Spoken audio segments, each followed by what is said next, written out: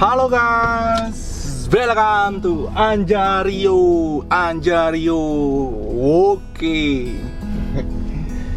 Oke guys, kita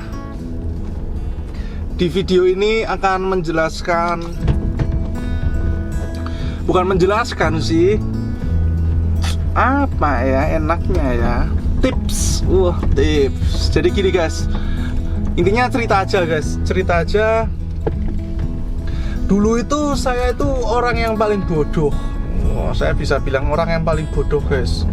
SMP itu ya nakal, SMA itu pernah bolos, tawuran. Kemudian SMA saya itu masuknya IPS guys, IPS. Jurusannya IPS. Tahu sendirilah ya, kalau SMA IPS itu biasanya ya karena dulu pilihan pertama IPA, jadi nggak masuk di IPA, masuknya di IPS. Terus gitu guys, jadi masuk di IPS banyak hafalannya, itu serasa SMA itu lebih indah.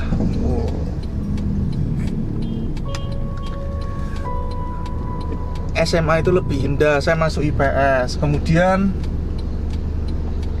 saat itu saya kelas 3 SMA kalau nggak salah, saya ketangkep polisi lah, tawuran. Nah dari situ sih titik baliknya saya guys. Titik balik saya karena apa, saya melihat ibu saya menangis, sedih gitu loh, kayak nyesel gitu loh, apa namanya, menumbuhkan saya, memelihara saya. Nangis gitu loh ibu saya. Setelah itu saya lebih ke insaf, saya mencoba lebih baik, intinya seperti itu. Kemudian saya mau masuk jenjang perkuliahan itu, saya nggak mau masuk ekonomi komunikasi, saya nggak mau, karena saya itu laki-laki kan guys. Saya sebenarnya masuk IPS ya karena udah nggak bisa lagi masuk IPA kayak gitu loh. Kemudian saya itu masuk kuliah yang jurusannya itu teknik guys, yang jurusannya teknik. Nah saat itu ada jalur lewatnya raport. Nah jalur raport saya pas-pasan, saya pakai jalur raport masuk kuliah. Itu saya pilihannya cuma satu sih, teknik industri. Dua deh, teknik industri, teknik arsitek. Wah cuma dua, saya pokoknya teknik industri, teknik arsitek, teknik sipil, 3. Saya pokoknya teknik, saya laki-laki, saya harusnya teknik. Wow. Bayangan guys, anak IPS masuk kuliahan di teknik. Apa yang saya lakukan di situ? Nggak bisa belajar guys. Karena apa? Karena itu semua saya cuma bisa belajar itu pelajaran apa itu, bahasa Indonesia, ada mata kuliah bahasa Indonesia gampang. Yang lainnya tuh mata kuliah apa, kalkulus, gila kalkulus. Saya baru tahu nama kalkulus saja saat masuk kuliah itu. Bayangkan, kalkulus ternyata itu di atasnya matematika gitu loh. Ada turunan, ada integral. Wah saya nggak bisa sama sekali pas itu.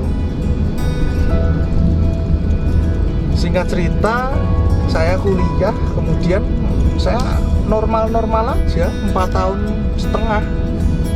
lulus dengan IPK 3,14. Dari anak IPS masuk teknik industri, kemudian IPK-nya 3,14. Apa yang saya lakukan guys? Yang saya lakukan itu adalah mendekati orang yang rajin dan pinter.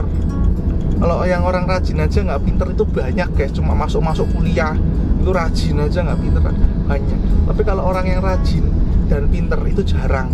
Nah saya amati orang yang rajin dan pinter itu. Kemudian sebut aja si A, si B gitu.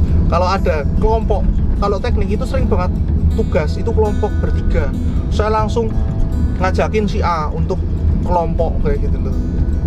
Biar apa? Biar nilainya itu bagus kayak gitu loh. Nilainya itu bagus. Apa saya pernah mencontek saat ujian? Wah sering guys, sampai pernah ketahuan saya. Ya malu kayak gitu. Tapi ya gimana lagi, orang saya anak IPS, nggak bisa, mau nggak mau ya mencontek. Kalau nggak mencontek ya ikut. Jadi yang saya lakukan adalah mencontek dan ikut kelompok sama orang yang pinter dan rajin. Wah, itu yang saya lakukan selama 4 tahun setengah. Skripsinya gimana? Saya mendekati dosen, ada namanya Pak Yosep Daryanto, Teknik Industri Atma Jaya, pasti tahu. Nah itu saya ke rumahnya. Saya itu lucu guys, jadi pas skripsi itu sampai, kalau saya bisa dibilang itu ya kerjain itu dosennya. Karena apa? Karena coret-coret revisi tetap aja coret, akhirnya dikasih tahu ini loh harusnya penulisannya seperti ini loh gitu. Jadi beliau itu mencoret sama nulisin di kertas-kertas skripsi saya itu loh. Ya saya akhirnya dari itu awal-awal saking mungkin budreknya ya dosen sama saya ya. Setiap hari sampai pas itu 2 hari sekali, 1 hari sekali saya ketemu. Sampai dosennya itu bilang, beliau itu bilang, udah ada perubahan belum? Kalau belum ada perubahan jangan konsultasi. saking budeknya gitu loh dosen sama saya gitu. Akhirnya saya dari 1 hari sekali, saya 2 hari sekali lah. 2 hari sekali saya pasti ketemu beliau. Keliru lagi, dibenerin lagi, keliru lagi, benerin lagi. Akhirnya dikasih tahu sama beliau, akhirnya saya lulus.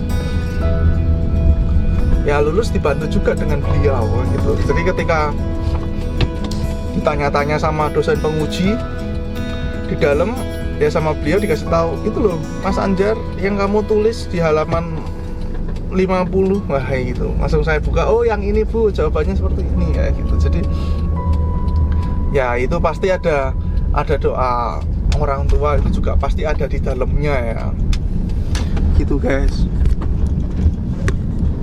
Itu yang saya lakukan. Nah, jadi bisa diambil kesimpulan ya guys ya. Jadi menurut saya sih manusia itu nggak ada yang bodoh sih, nggak ada yang bodoh. Yang ada adalah orang yang malas dan nggak mau belajar, itu sih. Kalau rajin ya pasti nanti ketemu aja hasilnya gitu loh. Jadi nggak ada orang yang bodoh. Jadi dulu saya merasa kok saya bodoh ya. Ternyata enggak. Ternyata lingkungan membentuk kita untuk menjadi terus belajar gitu loh. Kalau lingkungannya pengamen ya terus-terusan sama pengamen. Kalau lingkungannya sama orang terminal ya sama orang terus-terusan sama orang terminal lah gitu loh. Terus kenapa ada orang yang ngamen terus sukses? Ya pasti ada batu loncatannya. Pasti dia langsung berkumpulnya juga meloncat ya gitu loh. Ada yang pengamen habis itu dia jadi musisi ya pasti dia berkumpulnya sama orang-orang musisi tanya-tanya terus ketemu sama PH, pasti kayak gitu. Karena dia pasti ada kemauan untuk terus meloncat dan belajar. Itu sih yang saya alamin. IPS, kemudian lanjut ke kuliah teknik, kemudian saya lulus dengan normal 4 tahun setengah, kemudian ya alhamdulillah gitu loh. Jadi saya lulus sampai situ. Ya itu semua indah sekali sih kalau kita flashback kayak gitu. Temen ada yang jurusannya IPA terus 5 tahun 6 tahun belum lulus ya ada gitu loh. Itu semua kan pilihannya, mungkin beliau nyambi bekerja atau apa kan kita nggak tahu. Itu guys, jadi intinya nggak ada manusia bodoh, nggak ada manusia yang terlahir itu tulalit. Tulalit kayak zaman dulu guys. Oke, itu cerita saya saat zaman kuliah ya, saat zaman sekolah, saat zaman menuntut ilmu. Intinya tipsnya adalah berkumpul dengan orang-orang yang pintar dan rajin. Kalau pintar aja nggak rajin itu susah ditemuin. Ada orang yang pintar tapi jarang banget masuk kuliah, nah, susah banget ditemuin. Oh nggak mau ya ketemu sama orang yang pintar dan rajin guys. Itu guys dari saya guys. Mudah-mudahan bermanfaat buat teman-teman mahasiswa yang mendengarkan video ini. Mudah-mudahan bisa diimplementasikan cari temen yang pintar dan rajin dan jadikan kelompok kayak gitu loh guys. Jangan mau kalau dulu sih saya membedakan ya. Kalau saya membedakan dulu pas zaman kuliah itu ya, kalau main ya sama teman-teman ini, kalau misalnya udah di kampus, sudah mau saatnya mau masuk mata kuliah, ya duduknya sama ini, itu kita harus bisa membedakan sih, jangan gengsian. Kita mainnya sama si C, kemudian masuk kuliahnya sama si C, terus kemudian kelompoknya sama si C. Wah, lulusnya lama itu guys, nilainya kalaupun lulusnya cepet itu nilainya jelek guys, wes pasti itu, yakin, jaminan guys. Jadi harus bisa membedakan kalau temen sama ini, kemudian sama saat kuliah ya sama ini. Itu kalau mau lulusnya tepat waktu dan IPK-nya ya nggak jelek-jelek banget lah meskipun dari IPS. Itu guys dari saya guys. Semoga bermanfaat buat kalian. Jangan lupa subscribe, like, dan share ke teman-teman kuliahnya, biar teman-teman kuliahnya itu tahu dan lulus bareng-bareng. Jangan saling menjigal guys, nggak baik gitu. Oke, jangan lupa subscribe. Dadah.